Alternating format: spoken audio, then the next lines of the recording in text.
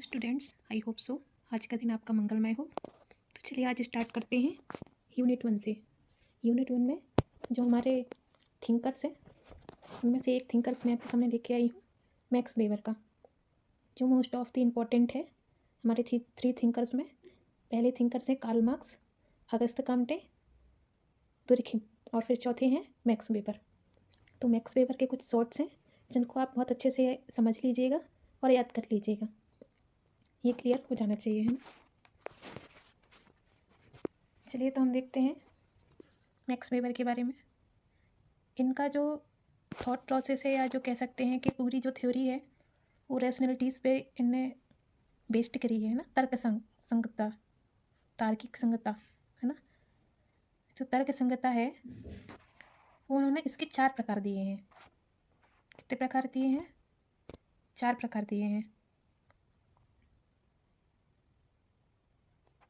तो हम इन 4 प्रकारों को देखेंगे, जिसमें से 4 प्रकार हैं प्रैक्टिकल, थियोरेटिकल, सबस्टेंटिव और फॉर्मल, यानी व्यवहारिक, सैद्धांतिक, वास्तविक और औपचारिक। इन्होंने 4 प्रकार के रैशनैलिटीज़ बताई हैं, ठीक है। तो पहली जो रैशनैलिटीज़ है वो कौन सी है? प्रैक्टिकल। कौन सी है? प्रैक्टिकल, यानी व्यवहारिक। यह क्रिया कैसी होती है? जो प्रैक्टिकल है वो प्रैक्टिकल अप्रोच रखती है ना। कैसी रहती है वह क्रिया? प्रैक्टिकल अप्रोच रखती है, यानी व्यवहारिक। आपकी जो क्रिया है वो व्यवहारिक तौर पर, जो एक्शन आप लेते हो ना, वो एक्शन जो आप प्रैक्टिकल, अपने एक्शन में आप प्रैक्टिकल अप्रोच रखते हो। तो उस अप्रोच के बारे में है, वो अप्रोच आप कैसे रखते हो, आपका इंटेंशन क्या रहता है उस अप्रोच के बारे में ना। तो उसका अप्रोच ये है, जो ये हम यहाँ पे लक्ष्य की बात करते हैं। किसकी? लक्ष्य की। इसमें यह क्रिया हर तरह से लक्ष्य के प्रति अभिस्थापित होती है, सरोकार रखती है, और वेबर को यह तार्किक, वेबर की यह क्या है? तार्किक क्रिया है, यानी एक्शन है। जो ये व्यवहारिक अप्रोच की बात कर रहे हैं ना, इसमें गोल ओरिएंटेड एक्शन होता है, यानी कि जो आपका व्यवहारिक क्रिया होगी ना वो लक्ष्य आधारित होगी। कैसी होगी? लक्ष्य आधारित होगी। जैसे कि उदाहरण के तौर पे लें कि हमें अपनी डेस्टिनेशन पे पहुंचना है ना। हमें कहाँ पहुंचना है? डेस्टिनेशन पे पहुंचना है। तो मान लो हमें अपने घर से सेंटर जाना है पेपर देने, ठीक है। अब यहाँ से हमारा लक्ष्य क्या होगा? सेंटर तक पहुँचने का। तो यह हमारी क्या हो गई? व्यवहारिक क्रिया हो गई। क्या हो गई? व्यवहारिक क्रिया हो गई। और लक्ष्य क्या हो गया हमारा यहाँ पहुँचने का? इंटेंशन हमारा क्या होगा यहाँ पहुँचने का, कि हमें यहाँ पहुँचना ही हमारा गोल क्या होगा? अपने घर से सेंटर पहुँचना, ठीक है। समझ रहे हो आप? जो व्यवहारिक है, प्रैक्टिकल अप्रोच है, वो सीधी सी बात ये है कि व्यवहारिक प्रैक्टिकल जो रैशनैलिटीज़ रहती है वो लक्ष्य पर आधारित होती है, ठीक है। कि अगर मैंने कोई एग्ज़ाम का फॉर्म भरा है तो मेरा लक्ष्य क्या होना चाहिए? उस एग्ज़ाम को क्लियर करना, उस एग्ज़ाम को निकालना। जैसे एक इंजीनियर पुल बनाता है ना, तो उसका लक्ष्य ये होता है कि वो पुल कैसे बनाए, उसमें कौन कौन से साधन लगते हैं, सीमेंट लगता है, लोहा लगता है, वो पुल को कैसे खड़ा करना है, फिर उस खड़ा करने के बाद उसमें कौन कौन से और इंग्रेडिएंट्स करने हैं, ऐड करने हैं, कौन कौन से सामान ला के लगाने। तो उसका वो पूरा क्या बोलते, माइंड क्या है? अपने पुल को तैयार करना, मतलब उसका इंटेंशन क्या है? मुझे अपना लक्ष्य कंप्लीट करना है, ठीक है, अपना गोल कंप्लीट करना है। तो उसके लिए उसका इंटेंशन क्या रहेगा कि नहीं यार, ये थोड़ा लंबा टाइम लग जाएगा, हम इसको, जो लंबा टाइम ना ले, जो ऑथेंटिक हो, जो इम्पोर्टेंट हो, हम उस रास्ते से जाके और अपना पुल कंप्लीट करेंगे। जैसे कि हमें यहाँ से अपने लक्ष्य की ओर, डेस्टिनेशन की ओर जाना है पेपर देने के लिए अपने घर से, तो हमें क्या करना पड़ेगा? हमें जैसे हमारा कोई फ्रेंड है तो वो आके तो वो हमसे यही बोलेगा ना कि जहाँ ट्रैफिक ज़्यादा ना हो, तुम्हें टाइम ज़्यादा ना लगे, तुम ऑथेंटिक जगह को चुनो, जो रास्ता ऑथेंटिक हो जाने का, है ना। जो सेवियर, तुम्हारा टाइम सेवियर भी हो और जो अच्छा भी हो, तो वो तुम्हें ये सजेशन देगा कि तुम्हें अब टाइम पे अपने डेस्टिनेशन में पहुंचना है तो तुम्हें अच्छा रास्ता लेना पड़ेगा, है ना। तो तुम्हारा लक्ष्य क्या था? हालांकि वहाँ से पहुँचने का, वहाँ से क्रिया करने का, जो व्यवहारिक तौर प्रैक्टिकल अप्रोच थी कि तुम्हें अपने डेस्टिनेशन पे पहुँचना है, ख़त्म। तो व्यवहारिक जो रेशनैलिटीज़ है जो बता रहे हैं इसमें मैक्स वेबर, वो मोस्ट इंपॉर्टेंट थिंग इसमें यह है कि यह क्रिया हर तरह से लक्ष्य के प्रति अभिस्थापित होती है। क्या होती है?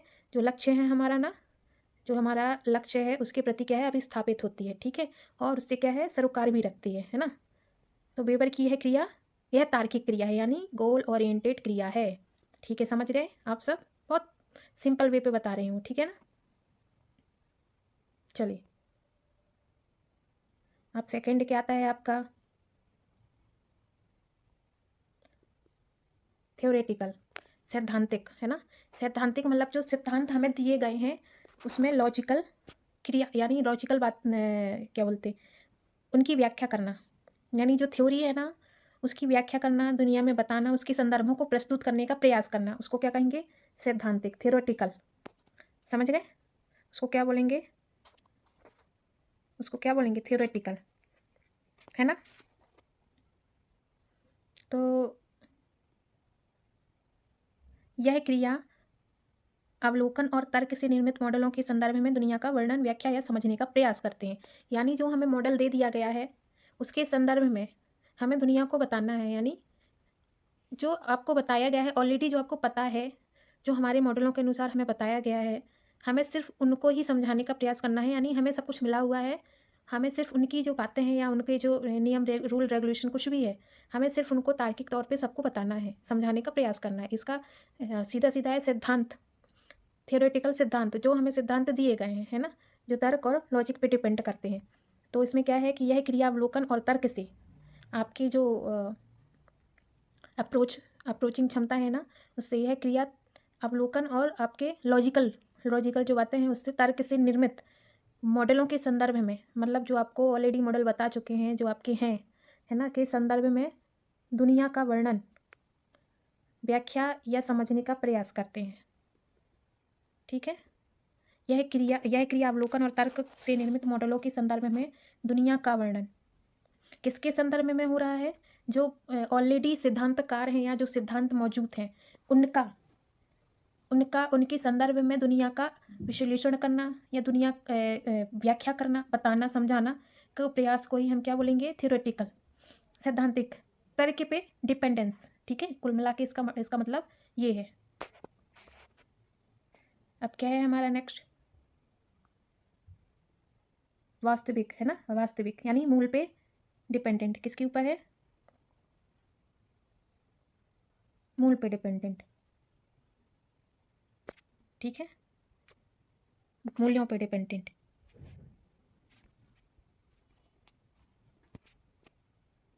यह किसको संदर्भित करता है? मूल्यों को संदर्भित करता है, जो लोगों को उनके दैनिक जीवन में ले जाते हैं। ठीक है, विशेष रूप से किस प्रकार के साधनों का चयन करते हैं। ठीक है,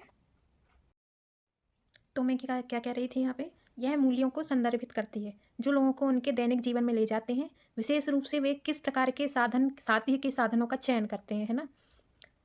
तो इसमें आपको क्या बोला गया है? वास्तविक, वास्तविक और मूल, जो आपके मूल्यों पे डिपेंडेंट होते हैं, है ना। मूल ओरिएंटेड टू वैल्यू होते हैं। ठीक है, समझ गए? सबस्टेंटिव, है ना। ठीक है, उन्हीं को बोला जाता है। यह मूल्यों, जो आपके मूल्य होते हैं दैनिक जीवन में, आपकी जो मोरल वैल्यूज़ होती हैं, है ना, उनको लेकर ही हम दैनिक जीवन में क्या है? कार्य करते हैं ना, उनको स्थापित करके ही हम कार्य करते हैं अपने दैनिक जीवन में। समझ गए? जैसे कि अगर उदाहरण के तौर पे बताया जाए तो राजस्थान में जब अलाउद्दीन खिलजी ने चित्तौड़ के किले पर आक्रमण किया था ना, तो सैकड़ों महिलाओं ने जौहर कर लिया था। अब जौहर मूल्यों से जुड़ा हुआ है।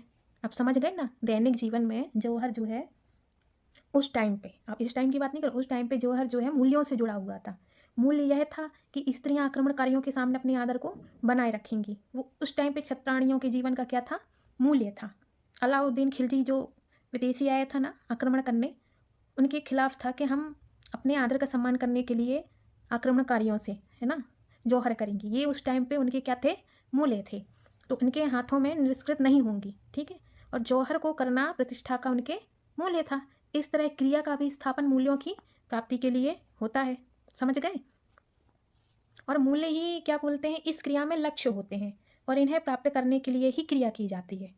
ठीक है, जो मूल्य होते हैं वही लक्ष्य होते हैं, थर्ड वाले ऑप्शन में। ठीक है, वास्तविकता जो है वो किससे डिपेंडेंट सी होती है? उसकी आपके जो दैनिक कार्यों में जो आपके मूल्य होते हैं, मोरल्स होते हैं ना, उनसे। ठीक है, चलिए फोर्थ पे आते हैं। फोर्थ क्या है? फॉर्मल। फॉर्मल मतलब औपचारिक। क्या हो गया? औपचारिक। औपचारिक तर्क संगतता।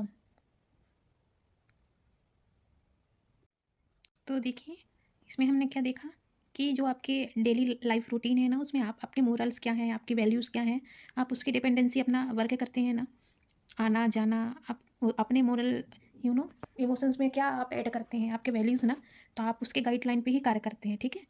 अब जैसे इसमें अगर उदाहरण के तौर पे देखा जाए तो राजस्थान में जब अलाउद्दीन खिलजी आया था ना, तो चित्तौड़ के किले पर आक्रमण किया था। तो वहाँ पर सैकड़ों महिलाओं ने जौहर किया था ना। हम जो जौहर था उस टाइम पे, मैं इस टाइम की बात नहीं कर रही हूँ, जौहर जो था उस टाइम पे वो जौहर किससे जुड़ा हुआ था? मूल्यों से ना। तो मूल्य यह है कि स्त्रियाँ आक्रमणकारी के सामने अपने आदर को बनाए रखेंगी और उनके हाथों निरस्कृत नहीं होंगी, ठीक है, मतलब अपमानित नहीं होंगी। तो जौहर को करना क्या था उस टाइम पे? प्रतिष्ठा का मूल्य था। इस तरह की क्रिया क्या है? अभिस्थापन मूल्यों की प्राप्ति के लिए होता है, ठीक है, समझ गए। ऐसा कहा जाए कि मूल्य ही इस क्रिया में लक्ष्य होते हैं और इन्हें प्राप्त करने के लिए यह क्रिया की जाती है, ठीक है, समझ गए। चलिए, तो फिर आगे बढ़ते हैं। नेक्स्ट देखते हैं अपन क्या है। औपचारिक तर्क संगता। क्या है? औपचारिक तर्क संगता यानी फॉर्मल। क्या है? फॉर्मल, है ना। औपचारिक तर्क संगता में साधनों की तर्क संगता गणना शामिल होती है, जो कानून, नियमों और विनयों पर समान रूप से लागू होती है। किस पे लागू होती है बेटा? कानूनों, लॉ, रूल्स जो बनाए गए हैं, है ना, औपचारिक तर्क संगता के लिए विनयों पे तीनों पे सामान्य रूप से जो है क्या होती है? लागू की जाती है। औपचारिक मतलब ऊपरी तौर पे कहा जाए तो जैसे आपने कानून बनाए, नियम बनाए, है ना, तो उस पर ऊपरी तौर पे क्या लागू, कौन सी तर्क संगता लागू होगी? औपचारिक ना, औपचारिक तौर पे इसमें लागू हो जाएगी, ठीक है। अच्छा, वेबर की दृष्टि में जो कानूनी प्रभुत्व का मतलब क्या, किससे था? तार्किकता से था, ठीक है। और जो वेबर थे वो कानून या विधि के समाजशास्त्र के जनक माने जाते थे, ये बात याद रखना, ठीक है। और वेबर का निश्चित रूप से यह मानना था कि कानूनी व्यवस्था में एक ऐसी प्रक्रिया बराबर काम करती है जो तार्किकता को बढ़ावा देती है, ठीक है। और वास्तव में इसे वेबर क्या कहते थे? युक्तिकरण की प्रक्रिया यानी रैशनलिटीज, ठीक है। तो उसी से देखो, उसी से कनेक्ट करके अगर आप देखोगे तो जो इस काम को करने के लिए किन लोगों को लगाया जाता था? जिनके पास कानूनी प्रशिक्षण था, है ना, और जो औपचारिक रूप से इसमें पढ़े लिखे थे, समझ रहे हो ना, यानी फॉर्मल तौर पे आप क्या होने चाहिए? तर्क संगतता गणना शामिल होनी चाहिए, कैसे जो कानूनों और नियमों पर आप समान रूप से लागू कर सके, ठीक है, समझ रहे हो। फॉर्मल तरीका होता है ना, जो एक उठने बैठने, एक कायदे कानून से अपन चलते हैं ना, जो स्कूल की ड्रेस अलग होती है तो उसको क्या बोलते हैं? फॉर्मल। यानी जो एक कहीं भी आने जाने का तरीका, क्या पहनने ओढ़ने, एक नियम, एक उसमें लॉ ऐड हो जाता है ना आपका, कि नहीं नहीं ये तो कानून, मतलब ये हमारे लॉ के अनुसार है, समझ रहे हो, वैसा, ठीक है।